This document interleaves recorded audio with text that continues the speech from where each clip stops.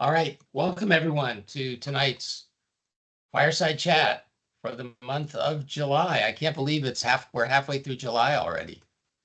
Summer is going like that. Very quick. Our guest tonight is Marianna Boncek, and we're hoping that she will pop in at any moment. And when she does, I will introduce her and we'll start our chat. But until then, Melissa and I are going to chat a little bit about various things. And hopefully, if anyone has a question they would like to ask us about the program, about writing, please put it into the chat and we will be happy to answer it. Melissa, how is your term going this year, this term? Oh, it's very exciting. We're in thesis 3 and people Yep. are working on their thesis manuscripts, but they're also polishing up those professional documents like cover letters and synopsis and jacket copy. And I just love reading all of those. It's so exciting. I just got to Yeah. look at everybody's professional website today, which is absolutely thrilling. So do a lot of people come in with a working website already? No, I don't think so. Probably about 20% of Mhm. MFA students have a working websites, and we kind of walk them through how to make one. And this term, I've got some beautiful websites. They put mine to shame. That's great. So it occurs to me that probably a lot of the people that are in our audience tonight have not taken any of the thesis courses yet, and certainly not Uh-huh, thesis three. So uh-huh. what should they look forward to? How can they prepare themselves to succeed in the thesis courses?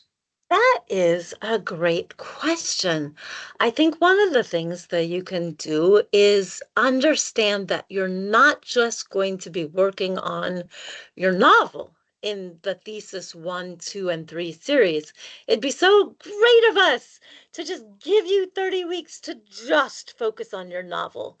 But we're also giving you instruction on how to write a cover letter, a query letter, a synopsis, book jacket copy, a pitch, a CV, a website. In short, all of those things that you must have in order to entice agents and editors to look at your novel manuscript. And if you're planning on self publishing, those are all materials that you also have to do your own publicity. And I'm so grateful that our program gives students so many tools for publishing and marketing because when I graduated with my MFA, they gave us nothing. They just let Yeah. us write a thesis and then threw us out into the world. And I think it was just persistence and luck that got my own thesis manuscript published. Yeah, I mean, this is something I've said before, but when we were building this program, all of us come out of MA and MFA programs where we didn't learn any of that stuff. No. And so we wanted to give our students the opportunity that we didn't have. So Yeah. I recommend, like, if you're, thinking ahead to the thesis courses, take a look at everything that's required there, because a lot of the stuff that Melissa just mentioned, like the query letter and the cover copy and stuff like that, that's material that you'll be producing in courses prior to the thesis courses and prior to thesis three, but you'll be turning them in thesis three. Your instructor is going to be looking at them. And if there's anything that still needs polishing at that point, they'll let you know. So you still might have additional work to do on that. I think I have more advice. Let's hear I it. think I think it's important before you hit thesis 1 to develop a writing habit, to figure out your ideal time of day or night, your favorite place to write, your favorite snacks. I really believe in chocolate as an author myself, the power of chocolate. I do think it's important to cultivate a writing habit before thesis 1 because we're asking you in thesis 1 to write and submit 2 different times chapters of between 10,000 and 15,000 words. So the sooner you can develop that writing habit, the better. And, kudos to you if you're raising kids like I was when I was writing a novel and you're writing in the car for 2 or 3 hours. while the child is in dance class. I mean, you can train yourself to write anywhere, no matter what's going on in your life. I could do a whole hour on that. Yeah, and that's important too. It's one thing that professional writers do is they write when they can and when they Yep. have to, right? Because if you've got a deadline pressing, then you don't have the luxury of waiting until there's a convenient moment. You have to make those moments. Yeah, and you have to reward yourself. Again, Well, that's where again the with the chocolate comes in. chocolate. That's where the I do chocolate thing. think, Some of us yeah, like coffee as well. And exactly. I on occasion had chocolate covered coffee beans, I have to admit. Quite As good. I have told some of my students that I used to work at a local raptor rehabilitation center, and I was one of the owl trainers. I trained the snowy owl and the barred and the great horned owl. And I explained that the owl is not going to step up onto my hand unless I give it from my pocket a dead white mouse. Wow. And I feel that as writers, we need to identify our dead white mouse. What is That's it? that's a beautiful metaphor. Thanks so much. So I here's think the here's heat's getting to me. here's a question that I'm going to answer in just a Ah, second.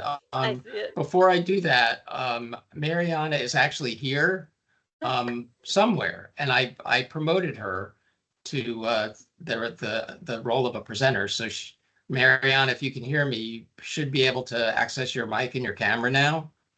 And while you're working on that, I'm going to answer this question Okay. from I got my Rhodey. mic. What is a thesis project? The thesis project is what you do in the final 3 courses of the MFA, which is write a novel. And it has to be of a certain length, 50,000 words is the minimum. And yeah, you have like 3 terms to write it.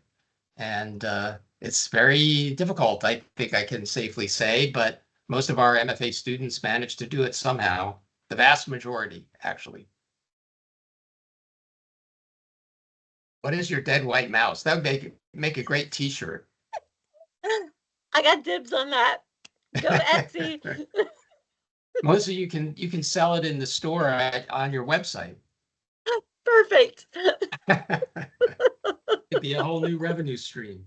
Fabulous. Hi, Marianna. Hi, can you hear see- me? I can hear you. I can't see you yet. I see I Marianna. can see myself. Oh, there she is. There we go. All right. I am Welcome. so sorry about that. I guess everything decided it had to update right now. Yeah. Well, we both Melissa and I also had technical difficulties, so it's Oh, going around, whatever it is.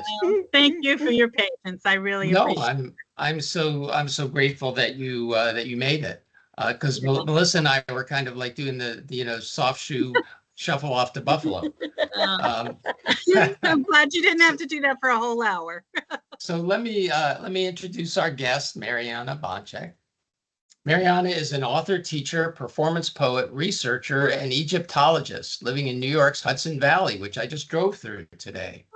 Oh, Her 2 popular nonfiction books, Gone Missing in New York, and The Spooky Hudson Valley, are published by Schiffer Books. Her YA novel, Ajar, is published by Mélange Books. Her novel, Diamond City, is published by Atmosphere Press. Her poetry book, Still Life, is published by Wildside Press. Her poems and short stories have appeared in a variety of journals. Her poem, Bittersweet, won the 2021 Stephen DiBiase Prize for Poetry. She is also a playwright. Good grief, Marianna. And 2 of her works have been featured in the Hudson Valley Short Play Festival. Her current projects in progress include a novel, a collection of short stories, and a poetry chapbook. She reads and writes Middle Egyptian hieroglyphs. She lives with her partner, Dave, in one of New York's most famous small towns. She is available for book coaching, workshops, master classes, and speaking engagements. But if you go to school here, you get all that for free because she's an instructor. Yes, you do. For more information, check out her website at mariannaboncek.com. Thank you. Wow. And there you go. Wow, you have your hand in a lot of different pots. do. as a writer and creative person. So how do you manage to balance all of your various interests and projects? Well, the saying is, if you want to get something done, you ask a busy person.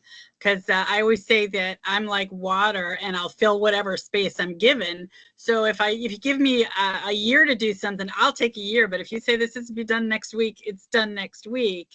And I don't want to say I'm obsessively organized, but I'm very organized. I know how to prioritize things, and I just do it. I also say I don't clean house either, so that can help. So,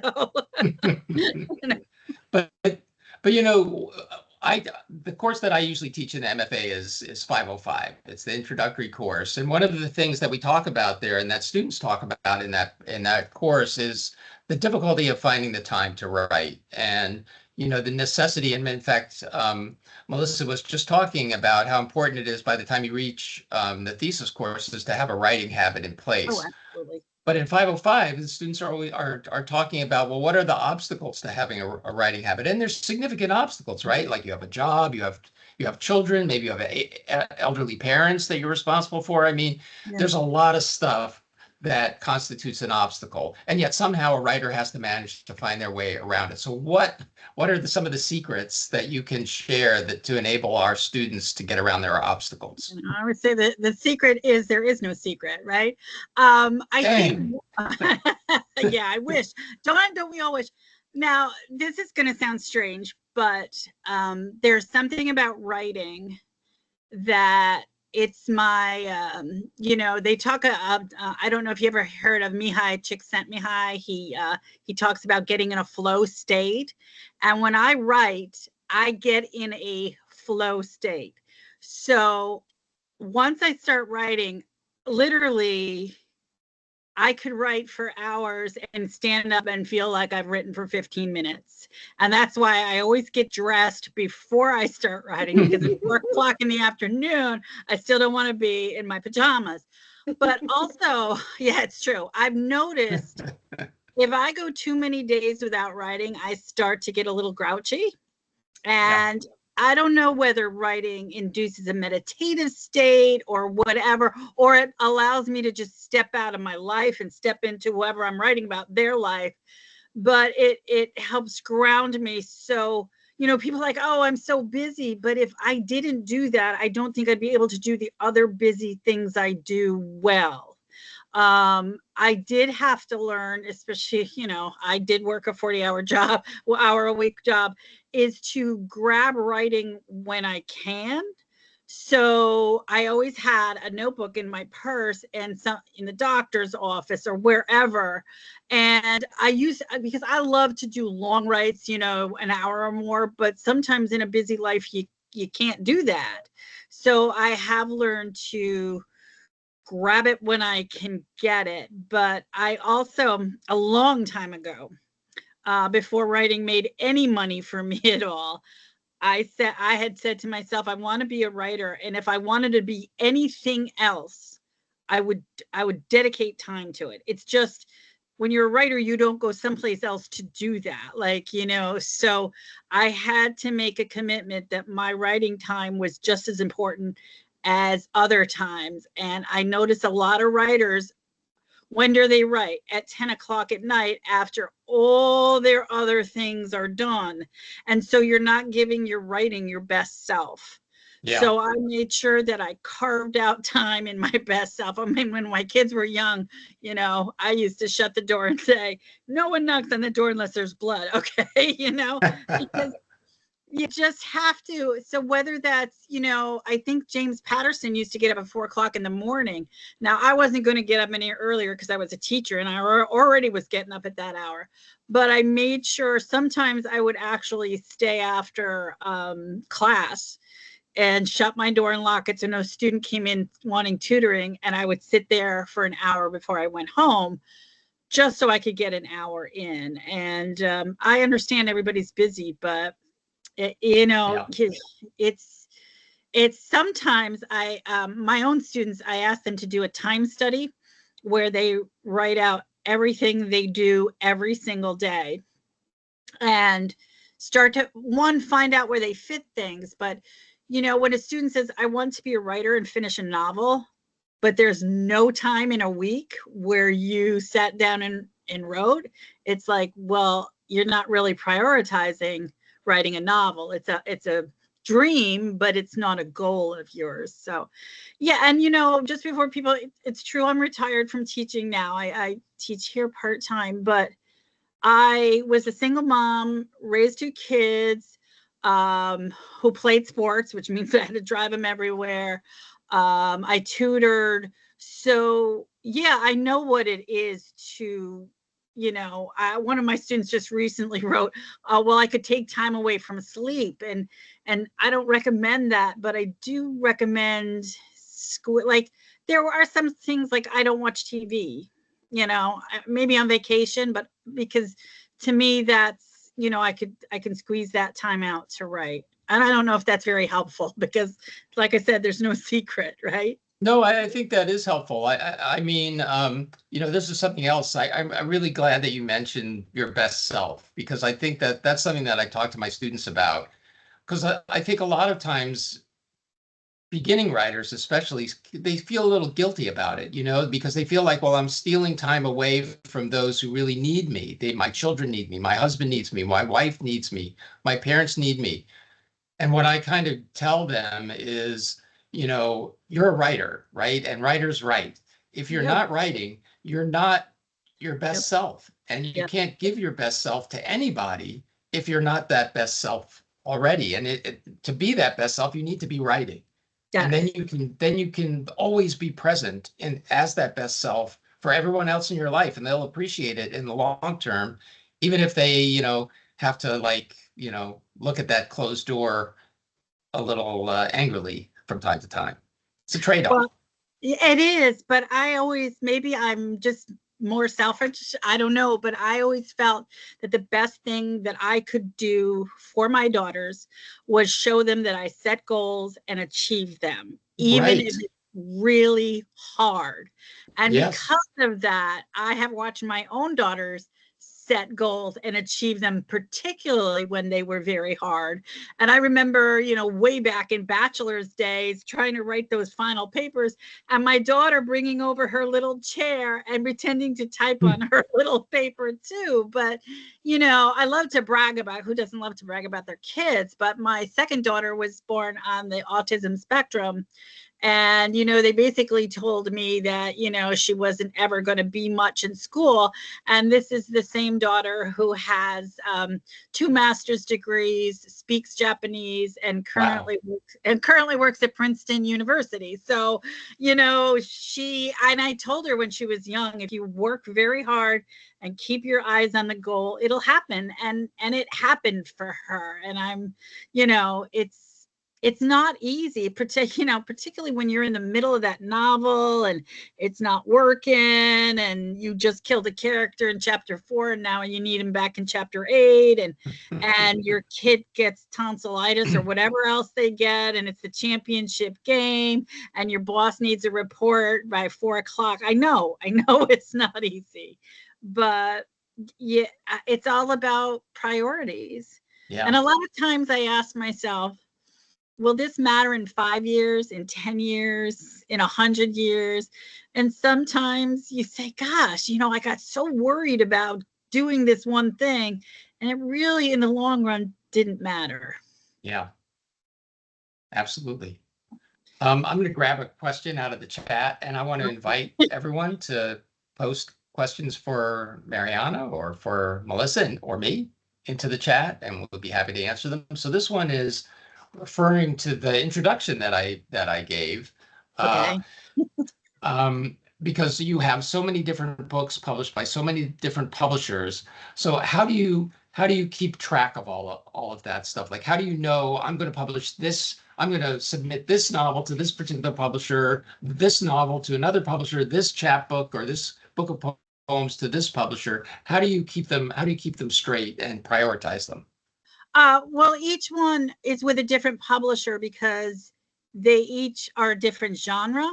So obviously my 2 nonfiction books, a fiction publisher wasn't interested. And actually with my nonfiction publisher, I've contracted for 3 books. So I've got to come up with a 3rd book at some point. But so I knew that they were not going to take my fiction work.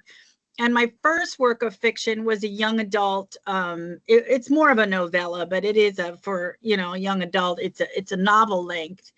And I had actually almost placed it with a larger publisher, but they did not like the ending. So I was having to sit down and do some revising. And just before I sat down to start the revising, a small publisher said, "We'll take it as is." And I don't know, maybe I was just tired and I said, okay. So they picked it up. And, then poetry actually, still has to go to another publisher that deals with poetry.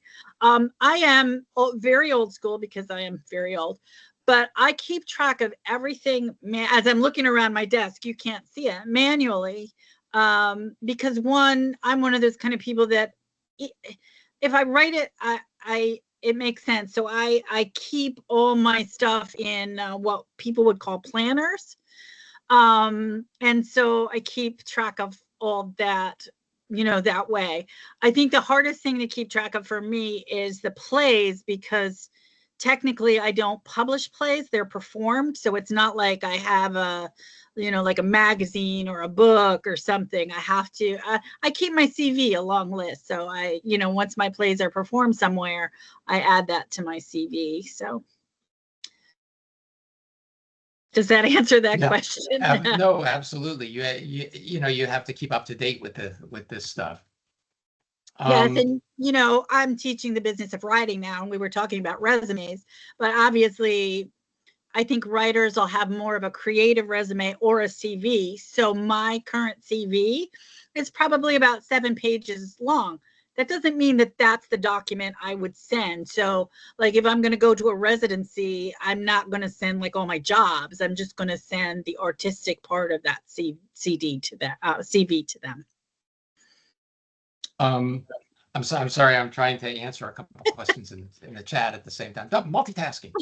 Good. Let me ask you this question. Here's somebody who says, "Can Khan Academy help me improve my grammar?" And basically, what I'm not looking for an answer to that specific question exactly, but rather the question of grammar. How important is grammar to a writer? How much grammar do you need to know in order to be a successful writer? And how much can you just sort of say like, oh, well, the copy editor is going to deal with that later. I don't need to worry about it now.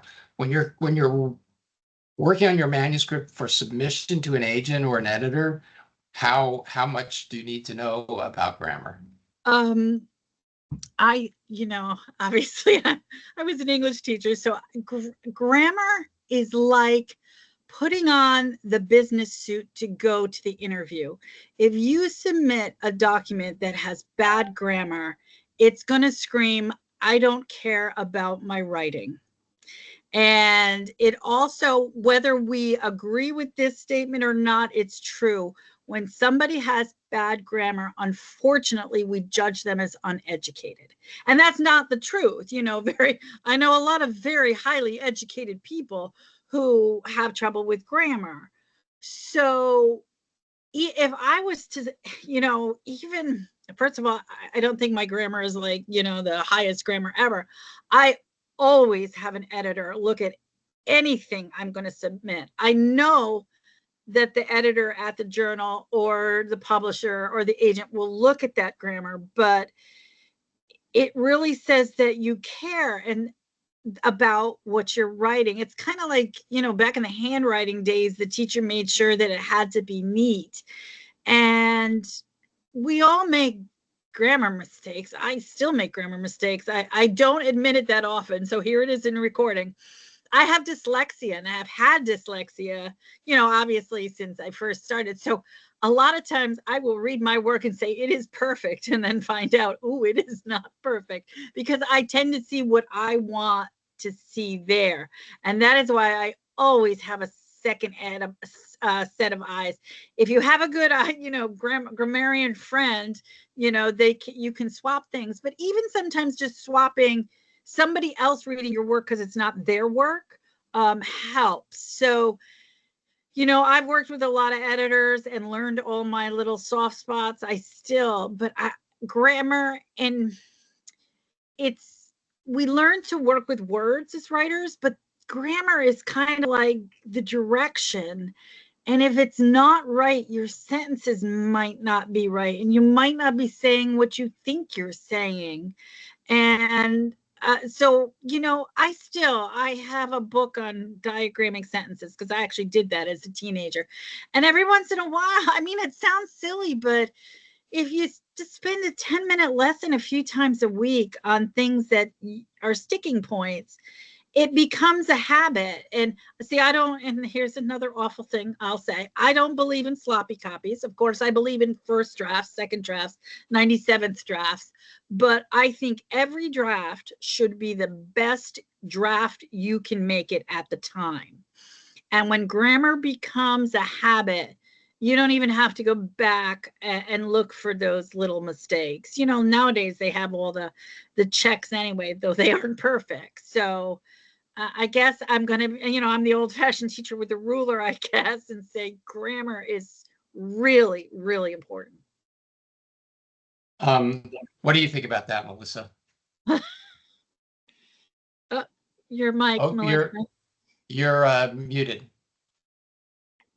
My apologies. I got 4 cats around me. I didn't want them to bother you. No, we want to see your cats.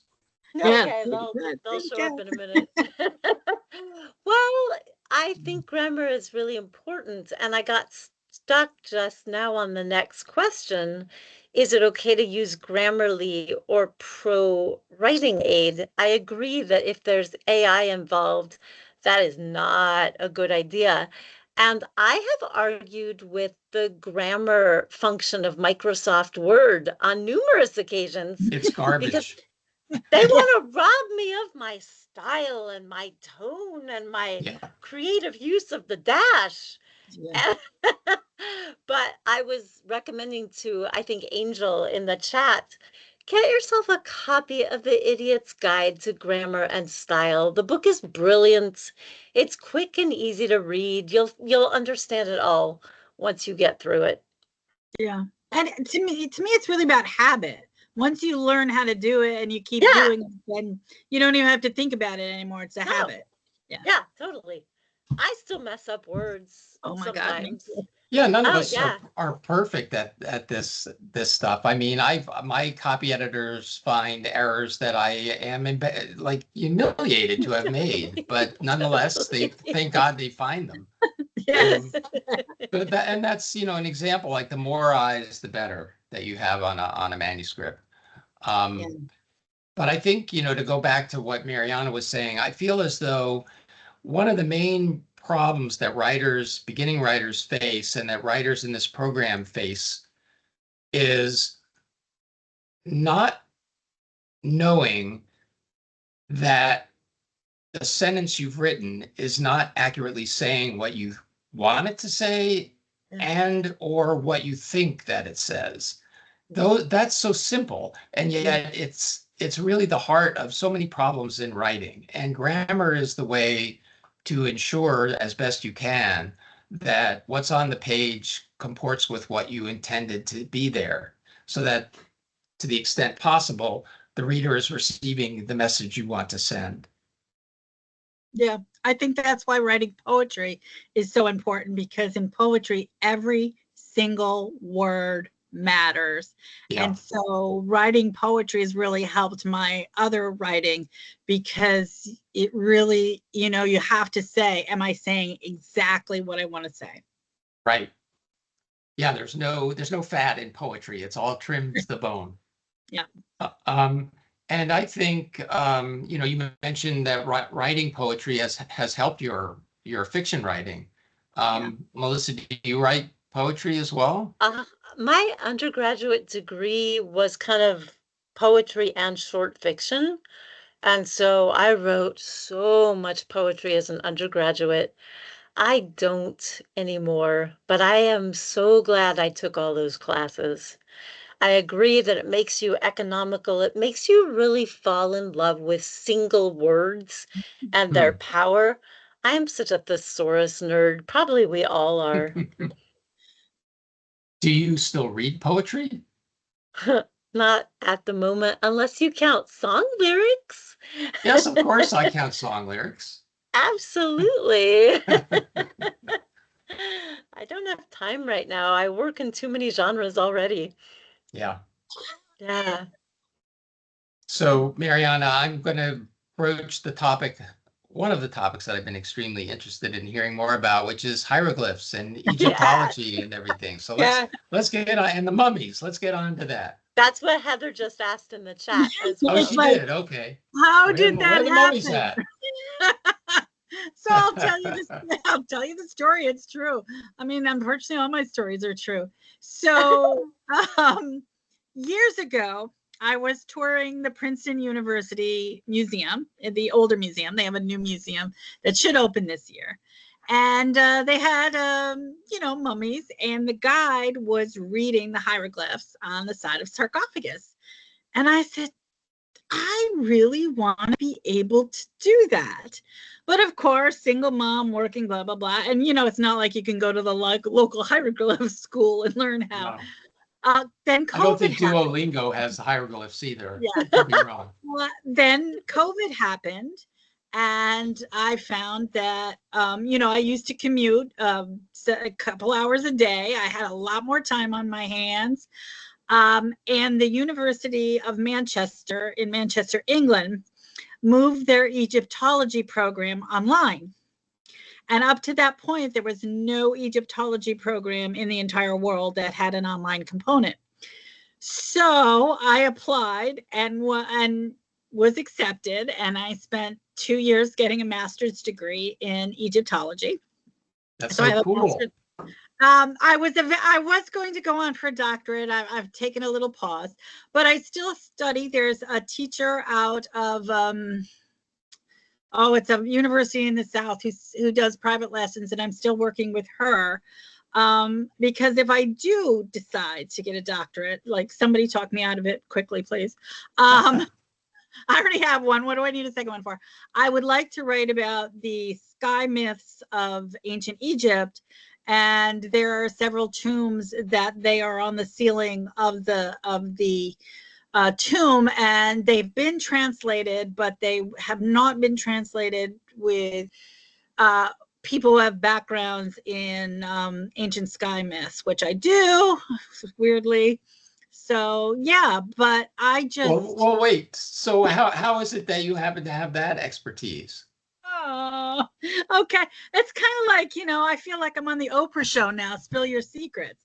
So now let me remind everybody here, I'm an extremely intelligent person. I have too many degrees. Other people collect coins. I collect degrees. But when I was a very young child, here's another story, Paul. You're getting me telling the stories. All right, love it. When I looked out my bedroom window, I would see a very bright star rise at certain times of the year. So I learned at school that it was the planet Venus. Now, mind you, I was reading, so I was probably 10 years old or so. So I went to the library and I asked the librarian, I said, I want to learn about Venus. And she, instead of taking me to the astronomy section, she took me to the astrology section of the library. And so, I lived in a very small town, so I read all 3 of the astrology books. But as time went on, I've been now practicing. I don't even want to say how many years, because you'll guess how old I am. But I have been practicing astrology for over 40 years. People are like, oh, do you believe in that stuff? It's not really about a belief like in the supernatural. It's more of a study of the way people understand the sky and themselves. So I have, I've studied medieval astrology. I've studied Greek and Roman astrology. I learned Latin to study medieval texts and astrology. So when you look at the history of astrology, you're looking at the history of human belief, because the sky is something that every single culture has looked up and made up stories and believed that the gods lived there. So Egyptian astrology is one they kind of, when you look at the history of, and I call it sky myths because that's what it is. They look up at the sky and they saw myths. They kind of jump over Egypt. Like we learn about the Mesopotamians and then we kind of go straight to the Greeks and Romans. But the Egyptians had a little mix of Greek and Babylonian and then their own. And they had their own myths about what was going on in the sky. And, you don't want to say it's true, but it is that people still to this day, 2025, look up at the sky and believe that there is something in the sky that talks to us as humans. Mm-hmm. So, don't get me, I'll stop on astrology now, but there are bones that are 50,000 years old that the ancient people kept track of the phases of the moon. Now, we can't prove that they believed anything specific about the moon, but understanding how the moon changed was important to ancient people. And it's still important to us. I mean, we still say, oh, full moon, everybody's going to go crazy, right? So Anyway, that's how I have a background in sky myth. Okay, now back to the mummies and the Egyptology. Right. What do you want to know? No, this is fascinating. I mean, you strike me as being like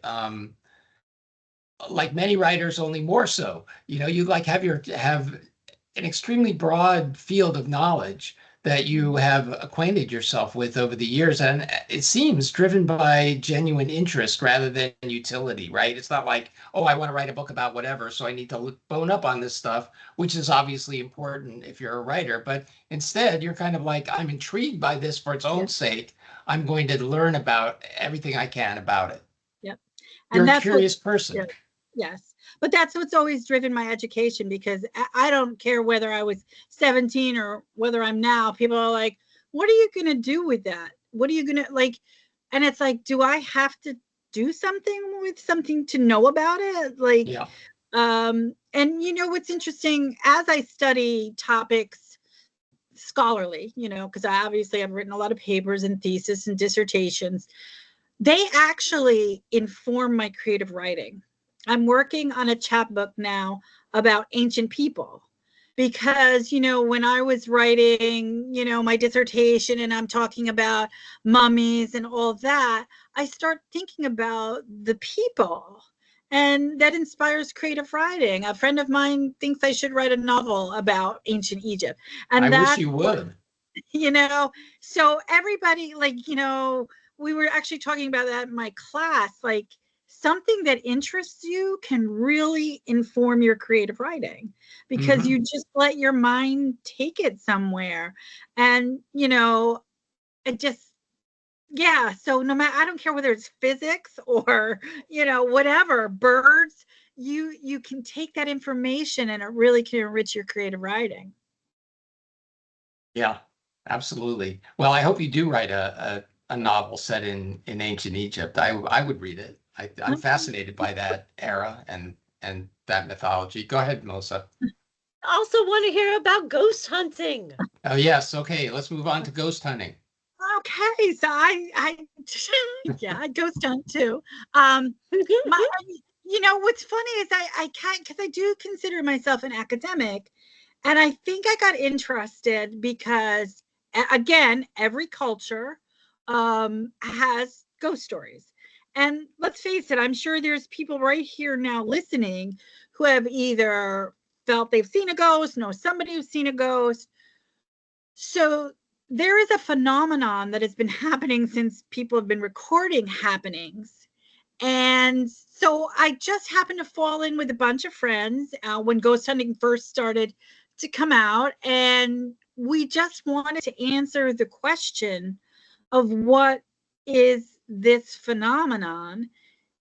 And I still don't have the answer, but I know when somebody tells me they've seen a ghost, heard a ghost, whatever, that they had an experience. Doesn't mean that a ghost caused it, but what is what is happening? And I have had some pretty strange experiences myself. I can't explain, but I think for at least for me, I think that academia has passed over this subject because they just say it can't be. Well, I don't know if there are ghosts. I mean, I am a ghost hunter, and I'm going to tell you, I don't know if there are ghosts, but I know that people are having experiences. I know I've had experiences, and there has to be a reason behind them. And the only way we can find the reason is to study them. So I look at my ghost hunting as studying. Maybe the people I'm out with don't necessarily think they're studying, but I know that one of the men I used to ghost hunt, his mother had passed away, and he was just interested in do people survive, death? Is there part of us? And just people were interested in what is happening. So when we do go on a ghost hunt, if we experience something strange, we first try to explain it in a normal, natural way. Well, that could have been, or maybe it was this, but we still have experiences that I can't explain them. Now, I am not a scientist in that way, and I wish we could get more people. But it's one of those topics in academia that nobody wants to touch, because they're afraid they'll be called some sort of kook. But, Sure. like Ian Stevenson at the University of Virginia studied reincarnation for decades. Well, I was gonna bring him up, because that's another field that is poo-pooed by academia, and I would say the same thing is true of psychic research, right? Like telekinesis or clairvoyance, all that sort of stuff. Maybe they're all related somehow. I don't know. Who knows? I know there was a study done on alien abductions, and the conclusion, which was very scientific, was that all those people had a profound experience. They don't know if it was aliens, and they don't even know if there are aliens, but there is something like, why do people have near-death experiences? My mom had a near-death experience. So these things are really happening. We don't know why. Of course, the average person will say, well, that just proves that there's life after death. Well, it doesn't prove it, but what does it prove? Right. But I mean, just validating an experience of a person who is used to being greeted with skepticism or outright, ridicule for having, for having experienced something that they can't explain. I think that offering that kind of, recognition and support is important, right? I mean, to me, it's all kind of circling around something writing related, which is that human beings have a need to kind of project their unanswerable questions out there into places that may sort of look back at us, right? Like the sky is out there, we're looking up at it, but it is also gazing down at us in some way. Same with life after death, right? What is it? We don't know. Like that line from Tolstoy I always think of. I think it's the last line of Master and Man. When the character dies, Tolstoy says, what he found after death, whether it was anything like what he expected, we shall all find out soon enough. Yeah. So so I just think that there aren't any really taboo subjects. We just need to think about them differently. Yeah. So circling back to your own writing, is this an attitude, like your ghost hunting and your interest in astrology from like kind of a historical perspective, is that something that finds its way into your fiction? Absolutely. Absolutely. Because I can do in fiction what you can't do in a scholarly article. So actually, I'm working on a novel right now about an astrologer who is working with the police, and it is loosely based on a person I know. She worked for years she was an astrologer who worked with the Albany police. And you know, it was all confidential because you don't want the public to find out that they're using an astrologer to help. Right. She helped with missing people. She helped with murders. And, you know, what does that mean? She was actually, her husband was a lawyer. You know, that's how she got to start to work with the police. And so looking at it logically, we have to stick with the facts. But when you get into a novel, she can, you know, But the police do that in real life too, right? Yeah, There's been many cases where the cops are just completely flummoxed. They've run out of clues. They don't know what's going on, and out of desperation, I guess they'll bring in, you know, a psychic or something. Well, and I do think psychic, astrologer, whatever, as long as you don't treat them like that they're God and they know everything, they may not even be able to bring new information, but they may be able to get you out of the way you're thinking and think about things in a different way. And that to me is the most valuable thing. Like, you know, they're not going to tell you where the body is, but they might make you start thinking about places that you hadn't thought to look. And those kind of things. And that's what I think she did very well, is that she got them thinking in different directions. So is the novel that you're working on going to be part of a series? Is it the start of the series featuring this recurring character? No, I don't think so. She's not happy right now. Okay. I'm about a halfway in, and I don't, you know, she's going to stay an astrologer, but she's having a tough time. I'm going to surface a comment from the chat, which I was quite struck by. Listening to this conversation makes me feel like writing is a coalition of every experience we have as individuals, almost like a scrap quilt. Isn't that beautiful? Absolutely. That is gorgeous. Absolutely. You know, and that's what they mean, write what you know, because it can't mean you can just write about your experiences, because there would never be a fantasy novel. But if you have an experience and can fictionalize it, that's what writing what you know, is all about. Like, I could write about ghost hunters, and I could write about crazy ghost hunters because I've done that. And, you know, so it has that bit of authenticity. Right. But a lot of times, don't you find also that you're writing about what you don't know, right? Because you don't know something and you want to find out about it. Like, well, how would people react in this particular situation? Well, I don't know. Let's write it. Let's throw my characters in there and see what happens. Yeah, and that, I forget who gave that advice, but they say when you're stuck, have two characters sit down and talk to each other. Yeah, I have my version, the version of that I've heard. I think it was Raymond Chandler says, when you're stuck, have a character come through the window with a gun.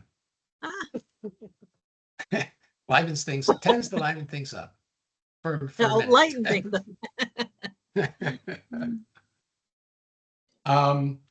I want to once again invite any people to post the questions into the chat. We'd love to field them and answer them while we can.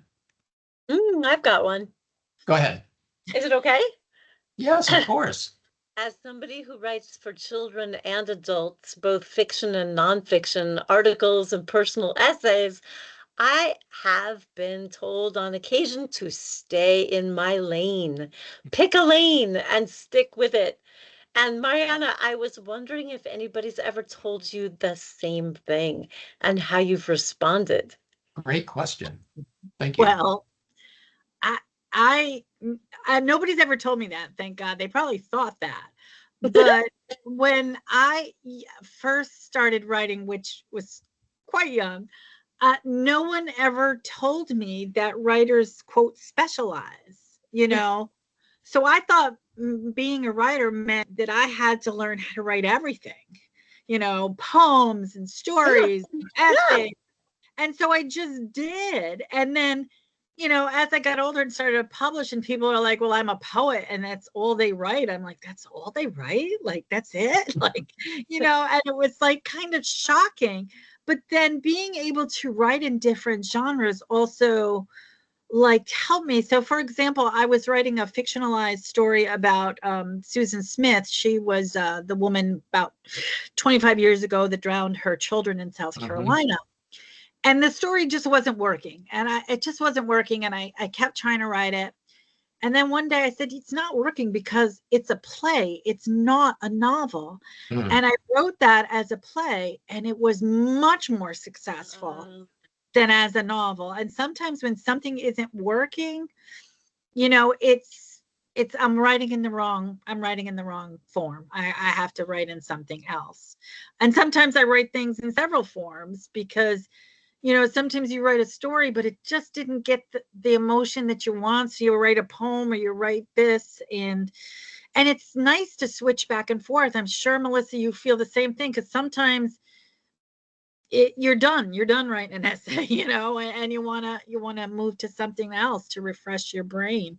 I know when I write academic writing, I sometimes feel really stilted. So I often write academic writing and poetry at the same time.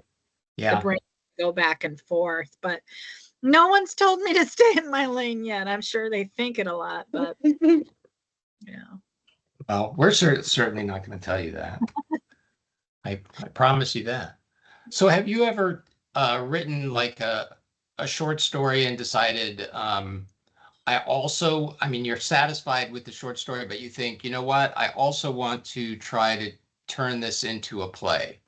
Or the other way around, you've written a successful play, but you think like, you know what, I think I can also make this into a short story. I wrote a short story that was published in an anthology. It was called An American Noel, and it's about a bum who finds a baby on at Christmas time. And he also hallucinates. Well, we don't know whether he hallucinates the angel or not. Right. So I had written that, and it was he published. has an experience. Yes. And so there was a play festival, and I had no idea what I wanted to write for it. And then I thought of that story, and I said, what a great visual so I kind of made my angel a little goofy, and I wrote that as a play. And it was actually performed in a local theater and on the local public broadcast station. And so it's kind of I like the play better now, but it's in two forms. It's a short story, and it's also, it's about a 45-minute play. That's so cool. Yeah. And I like that whole process of taking something on the page and putting it on a stage. You know, it's just, it was it was great. Well, you know, when a play obviously is made up primarily of dialogue, right? And I don't know what your story was initially, but I'm sure that there was more dialogue in the play than there was in the short story. Yeah. So you had to, I mean, that must be a really interesting exercise just in terms of thinking about setting, thinking about how you dramatize things in a way, you know, by dialogue alone. Yeah. That's very cool. I mean, we don't offer a playwriting, unfortunately, in this MFA, but that would be interesting. Have you ever written plays, Melissa? Oh gosh, no. No, I don't know how to do so that. Bad, I promise. I'm terrified. Anyway, so it looks like you had another question. Go ahead. Well, I wanted to ask another one from the chat. Okay. Somebody wants to know, how many rejections did you go through, if any, to get that short story in the anthology? That one, probably not many. It depends. So I have had a lot of success placing short stories and poems. I just think that they're easier to place because, one, there's more journals, and two, like a journal is going to take, if it's a poetry journal, a lot of poems, you know, so it's easier to place those. And it's just, I'm careful, you know, where I send them. I send them to places where I think, you know, they would make a nice fit. But as far as rejections, there was a study done on rejections, and it said for every 100 submissions you make, you can expect 2 acceptances.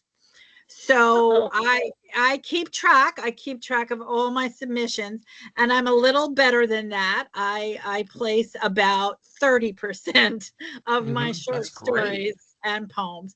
However, longer works, you know, novels, because let's face it, in today's, unless you're going with a small publisher, There are only big three publishers, you know, and they're very specific about what they want, very specific about sales. And it's harder to place a novel. It really is. It's harder to get an agent. I mean, I've gotten some of the most beautiful rejections, but, you know, there's still rejections. So to handle that, because, you know, we're all writers and we all have, you know, that person inside that's just shrinking away. Once I submit something, I try to forget it, that I've submitted it. It's in my book. I know it's out there, but I don't stress over it. I figure if they want it, they'll let me know. And I just keep working, you know? Yeah. So yeah, I've had rejections I have a lot of rejections. Yeah, that's, you know, part of the territory, unfortunately. Yeah. And I'm not saying you should expect rejections, but they're going to happen. You know, my mother used to have a saying, which was awful, but it's true. She said, sometimes you win, but most of the time you lose.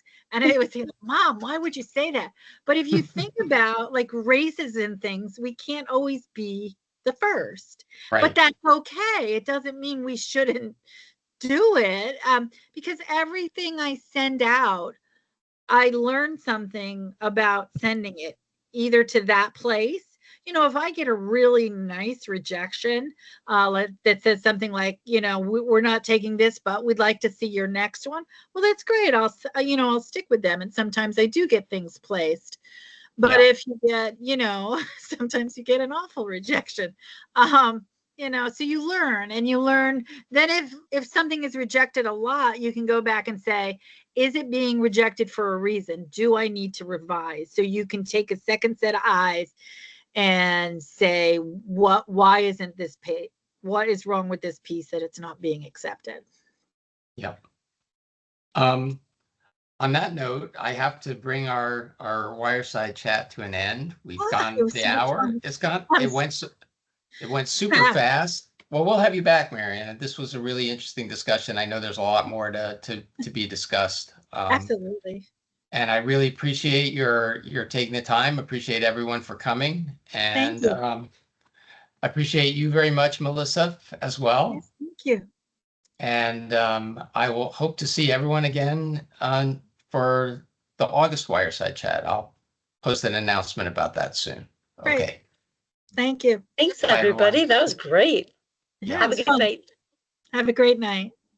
Bye.